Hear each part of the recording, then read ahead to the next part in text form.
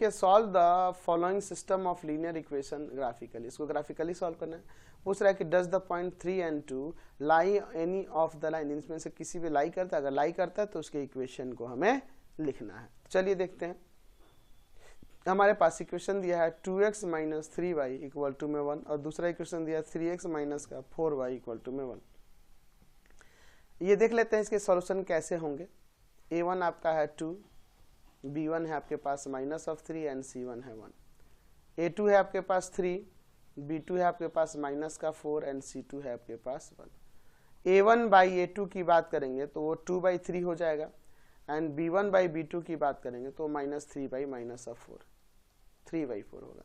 तो इक्वल तो नहीं है ना ये, a1 by a2 a1 by a2 b1 by b2 के इक्वल नहीं है, इसलिए इसके यूनिक सॉल्यूशन होंगे।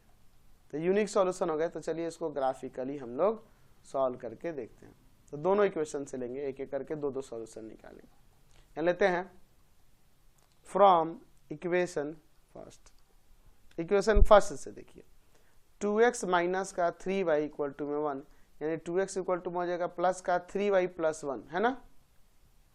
तो x इक्वल टू में आ जाएगा 3y प्लस 1/2। अब इसमें मैं पुट कर देता हूँ y इक्वल टू में सपोज मैं 1 पुट कर देता हूँ, ठीक है। तो x इक्वल टू में हो जाएगा 3 इंटू में 1 प्लस 1/2, यानी कि 3 प्लस 1 यानी 4/2 कट के 2 आ जाएगा, ठीक है। मैं अब क्या करता हूँ, पुट कर देता हूँ y के प्लेस पर 0। x इक्वल टू में हो जाएगा 3 इंटू में, लेकिन फ्रैक्शन में आ जाएगा, इसको 0 नहीं पुट करो। यहाँ पर मैं पुट कर देता हूँ, मान लीजिए पुट कर देता हूँ यहाँ पर आपका 9 पुट 3 पुट कर देता हूँ। तो x इक्वल टू में 3 इंटू में 3 प्लस 1/2, तो 9 प्लस का 1/2 यानी कि 10/2 कट के आ जाएगा 5, ठीक है। तो इसके मैंने यहाँ पे दो सॉल्यूशन निकाल लिए। चलिए दोनों सॉल्यूशन को हम लोग यहाँ पर लिख देते हैं, ठीक है। चलिए x and y, x 2 put x आया है 2 जब y पुट किए हैं 1, और y जब 3 पुट किए हैं तो x का 5 आ गया, ठीक है। चलिए दूसरे वाले इक्वेशन से लेते हैं from equation second. 3x minus का 4y इक्वल टू में 1।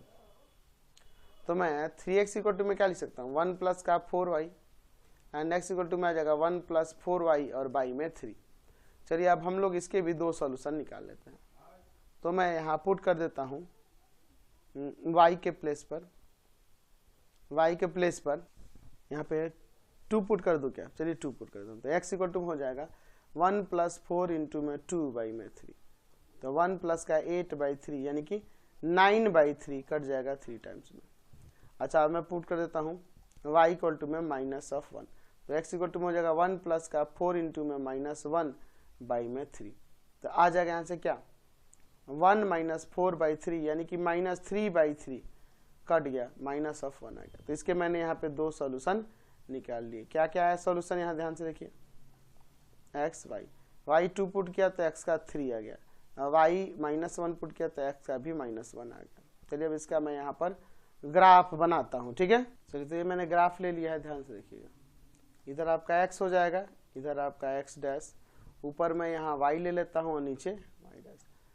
वैल्यू 5 तक है, निगेटिव में तो 1 तक ही है, तो चलिए कोई दिक्कत नहीं, हो जाएगा 1 2 3 4 5।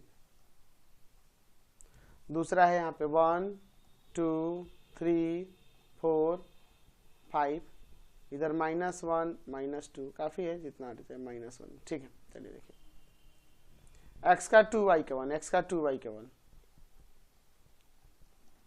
x का 5y का 3, x का 5y का 3।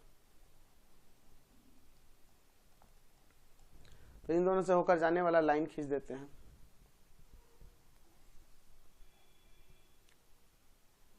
ठीक है, ऐसे जाएगा।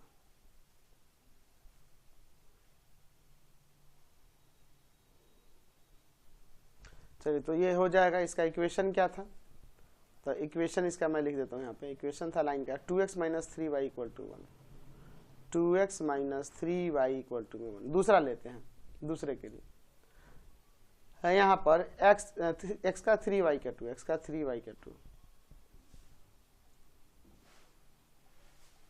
फिर x का -1 y का -1, ठीक है, -1 -1। तो इन दोनों से होकर जाने वाला लाइन खींचना होगा।